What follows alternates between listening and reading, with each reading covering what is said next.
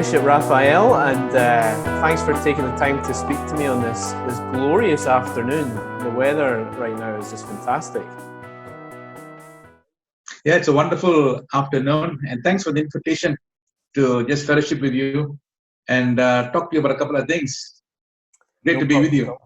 Yeah, it's absolutely wonderful to be with you as much as we can be with Zoom. So just for the benefit of those in our church who may not be aware of who you are, I wonder if you could just give me a bit of biography, tell me a bit about yourself and your family and what you're doing here in Santa Cruz. Yeah, my name is Raphael. It sounds very South American, but in actual fact, I'm a Singaporean Tamil. And I was born and raised in Singapore, but my ancestors came from the south of India. My wife, Michelle, she's Malaysian Chinese. And so we come from the other side of the globe. So we have a 12-hour difference between Singapore and South America. So that's where we are from, basically. Okay, my wife is Singaporean, or half Singaporean. So yeah, amazing. So I understand how difficult it must be for Michelle at times. Yeah, yeah. We arrived in 1993, and we stayed on. We're probably one of the longest serving missionaries, Anglican missionaries in South America, and we're the first actually Asian Anglicans to serve in South America. That's amazing. And Raphael, you oversee various congregations here in Bolivia. You're the Bishop of Bolivia, right? Uh-huh. Okay. And I'm amazed at the different cultural idiosyncrasies, the different cultural features, from the regions. For instance, someone from La Paz, although Bolivian, might be quite different from folk in Tarija. So there's a lot of cross-cultural work that you've got to do as you serve in Bolivia. And I find that quite fascinating. Oh, it's incredible. An extremely diverse country. It really is. It's one of these places that just happens to have a border drawn around it in certain places. That makes it Bolivia, right? Exactly. Uh-huh. So, Raphael, how are you personally spending lockdown? Yeah, well, it's a crazy situation, isn't it? I mean, here we are, this quarantine, and I can't go out every day. So I spend a lot of time actually with my wife, cleaning up the house, cooking, catching up on my reading, and also, a large portion of my time is spent on meetings through Zoom, like this, because I think people are under the impression that I've got lots of time. So they all want to get in touch with me through Zoom from all over the world, So I find that's something quite new. Yes, so you've got to do a lot of distinctive. You've got to do a lot of different things at the same time. Yeah, I think most people who want to Zoom with me don't realize that we have even less time than usual. There you go. Exactly. Yeah. I've got two golden retrievers too. My wife just loves dogs. So Simba and Tessa keep us busy also. Okay. Well, that's good. That's good. So, and how is all of this affecting yourselves in the Anglican Church? What are you doing to try and work around this time? Yeah, the quarantine has sort of given us an opportunity to actually reach out to people that we would normally not reach out to because of the ease, in doing a service through Facebook or Zoom, and that's what we're doing now. We can't have Sunday services, and we can't, meet in the church for Bible studies and what have you. So everyone's sort of spread out. And all the clergy are doing services through Facebook and through Zoom. And I've got one clergyman who's really good with the computer, with the internet. So he's managed to build in a lots of interaction during the services. We have a children's ministry also, during the service. So I was a bit taken aback by his ability to do that. He's a younger guy. Some of the older clergy are not that equipped to do stuff like that. So they would preach and do a normal service. But I think one of the challenges that I face is that this is a stopgap measure. It's not something that we want to do after the pandemic and after the quarantine. We all want to go back to our services. Were you guys using Zoom and Facebook Live during the Paro as well? No, we did not. Okay. The Paro was a different sort of a thing because although the city came to a halt, we could still sort of move out in our bikes, and there's a lot of interaction, and there's a lot of excitement in the air. Whereas this situation is quite different. The mood is different. People are quite anxious about something that they're not quite sure about. They're not quite sure what they're anxious about. They all know. They've all got information about the coronavirus, but in terms of how it's going to affect them and what they can do to prevent the virus from catching up with them, that's something that's causing a lot of anxiety. But I think in the Paro, there was a clear, visible problem, and that sort of gave the country and the community a focus. For sure. You've lived here a long time, good 20 years or so, right? More than 20 years, 25 years. Wow.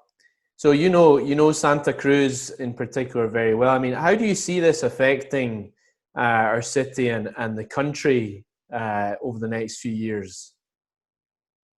Yeah, I think it's going to be. I think in terms of the spiritual atmosphere of the country, I think that there's some soul searching that's going on. I think people are, on the one hand, confused about what's actually going on, and the fact that we've not been able to meet in church. I think that's also kind of raising up questions. And I think people are also consciously or unconsciously asking and talking about, where is God in all of this? And so I think it's out there, it's simmering. So on a spiritual level, I see lots of opportunities for evangelism that we can really exploit. I think in terms of the economy, it's going to hit us really hard. And but one thing about Bolivians is that we're quite resilient. Oh, yeah. I mean, we've been through many crises, and we've had to encounter socioeconomic collapses and the nation somehow just sort of reorientates itself and just picks itself up and gets on with it. So I think that'll probably also happen. But there's also the element of the unknown. We've never really had to face something like this before, and so in a sense, no one quite knows, it's what's actually going to happen after the pandemic and how the country will have to face the future. And to confuse it and to make it more interesting, actually, we are in the midst of a time where we were supposed to have had general elections. We were supposed to have elected, a new government and a new president, but we can't do all those things. So, there's a strong political element in all of this too. And so there's this element of the unknown as to what's going to happen, I guess. That same element of the unknown that you refer to, in many ways, it's a great time, in a sense, to be a Christian and to have that that solid ground to stand on. And I guess we have a message for this time that others do not. And I personally think that, like you say, there are great opportunities here as well in that. And what can you see God maybe trying to teach us right now through this, Raphael? Yeah, I think we've got to take him seriously. He made the universe. He made the universe in terms of his attributes, and he put his moral stamp in the world, in the universe, and we've not exactly, lived up to that moral standard. So I think we're sort of reaping what we've sown, and in a sense, we're under God's judgment, aren't we? But at the same time, we also know that, he, through the incarnation and through Christ's death, he takes that judgment on himself, and he identifies, deeply with our frailty and with our failure. And so, we've got to somehow do two things at the same time. We've got to witness to the fact that we're under God's judgment, but at the same time, He's merciful, and He's grace, and He's full of grace, and He's somehow calling us back to Him. So I think that's a challenge, and that's the message that we can take from what's going on now. Amen. For sure. Well, Raphael, is there anything that finally we could be praying for you and for your family, and indeed for the Anglican Church here in Santa Cruz and throughout Bolivia? Yeah, I think personally, you can pray for me to be very wise about how to lead the church, because what's happening now has devastated our finances, and we've got to somehow find a way to be the church without the finances that we're used to. We might pick ourselves up, but till then we've got to figure out how we're going to pay the bills. So I think that we need to be really wise and very discerning with how we can use our financial resources. And I think at the same time, we've got to respond to the challenges, the evangelistic mandate to make disciples, to evangelize, to go for the harvest, to pray for the Lord to send workers to the harvest. I think we've got opportunities here that we would never have had a couple of months ago. So how do you do all those things at the same time? On the one hand, we appear to be quite fragile, but at the same time, there are opportunities for us to take advantage of, to win people to Christ.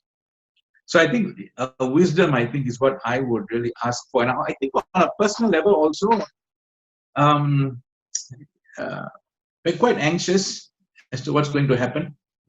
My wife and I. So I think pray that the Lord will grant us a grace to alleviate some of our anxiety. I think because there's this unknown, as to what's going to happen. And just pray that we will learn how to eat our daily bread, like what our Lord teaches us in His prayer. Give us this day our daily bread, and how to find, satisfaction in just finishing the day with a degree of faith in Him.